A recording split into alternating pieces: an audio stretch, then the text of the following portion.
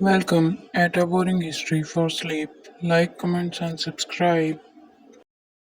Imagine, if you will, a lake in the deep forests of the Nizhny Novgorod region.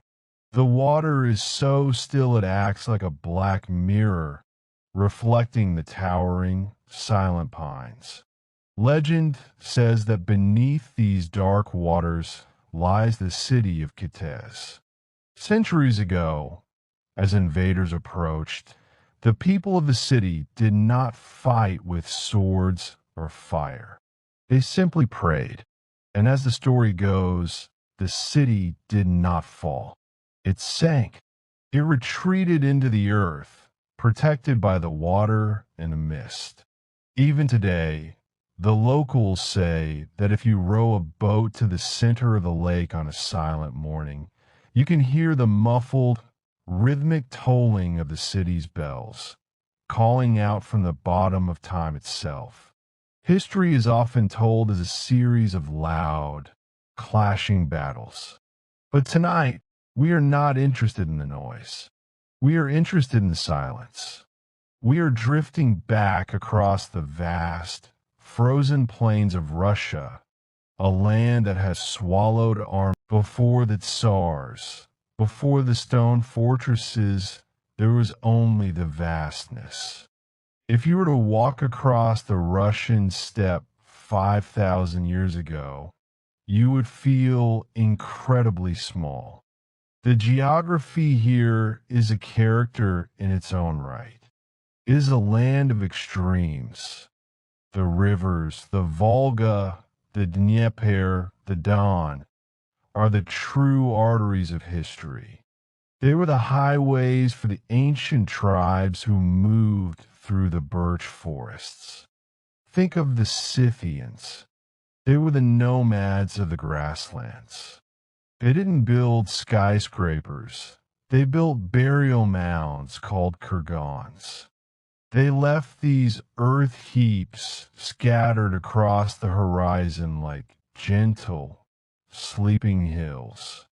Beneath them, they buried gold, fine silks, and their horses.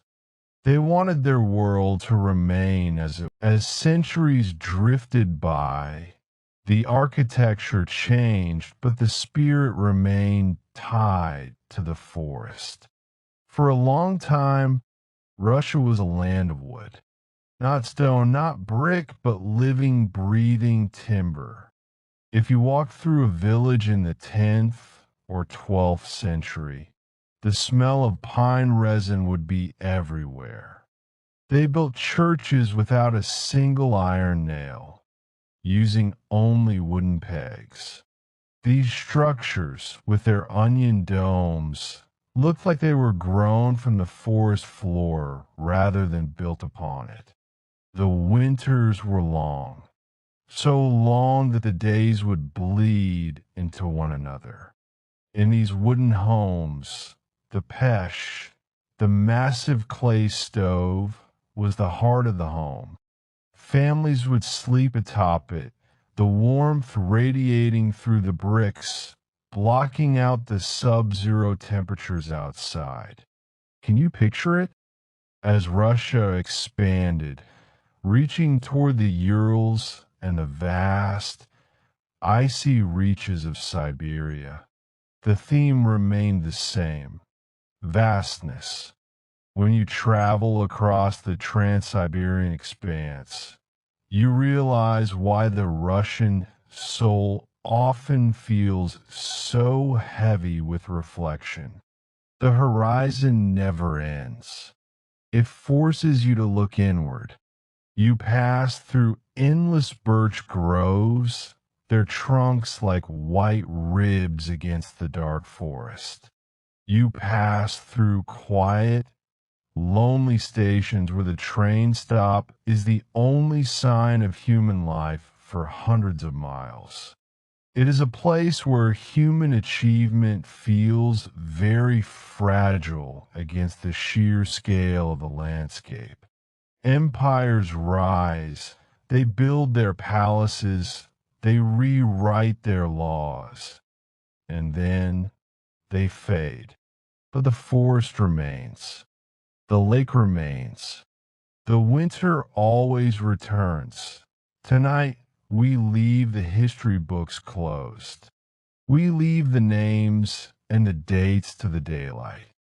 We're simply resting in the landscape. We are the stillness of the taiga. We are the reflection on the lake of Kitez. Whatever weight you have carried today, let them drift away like snow settling on the forest floor. There is no rush. There is no deadline. There is only the rhythm of the earth, turning slowly beneath the stars. The bells are quiet now.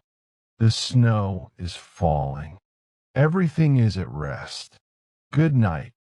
Disclaimer: while the historical accounts detailed here are grounded in rigorous research, we have integrated AI generated imagery to provide a vivid window into the past. Please note that these visuals are intended as creative interpretation rather than precise historical documentation. Our primary objective is to offer an engaging, immersive educational journey through history.